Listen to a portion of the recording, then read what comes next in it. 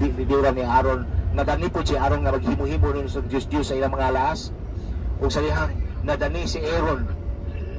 pagbalik ni Moses napumot siya o nabunal to niyang 10 commandments o nabuak ingon ang Ginoo pa macho na ko islang tanan Moses pag-ingon sa verse 32 of Exodus verse 32 ingon ang Moses, Lord, if you not forgive these people, include me, erase my name of the book you have written. Grabe ang ugma ni Moses sa iyang katawan. Mga kaubanan, kung ingala po rin ang ato pagbati yun, isang hilom lang taga-ampo, mga hangin pasaylo sa Ginoo kung kita makasala yun, makalapas-lapas ta. Pasayloon na kita. Kung kita nahigugma sa mga tao, labi na sa atong mga parishioners o asa tana-assign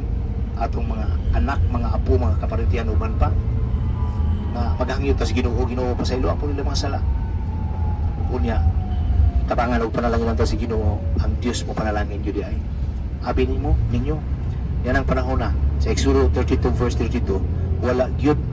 patya sa Ginoo ang mga tao nga gidala ni Moses ingon siya kung dili mo ni pasayloon ni mga tao nga Ginoo apil na lang ko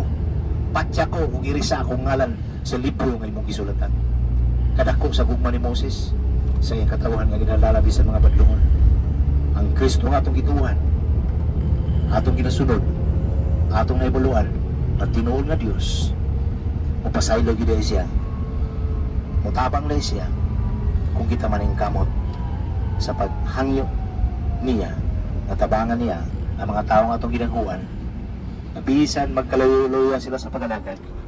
apan kung kita magangyo sa Ginoo pasayloon sila panalangin mapanalangin nyo dahil ang Ginoo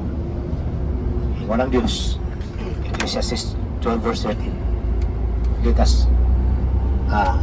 do a conclusion of the whole matter fear God sa ganito sumpay this is the conclusion of the whole matter fear God and keep His commandment for this is the whole duty of man ang ginamagapalayan kinato ni kabatagon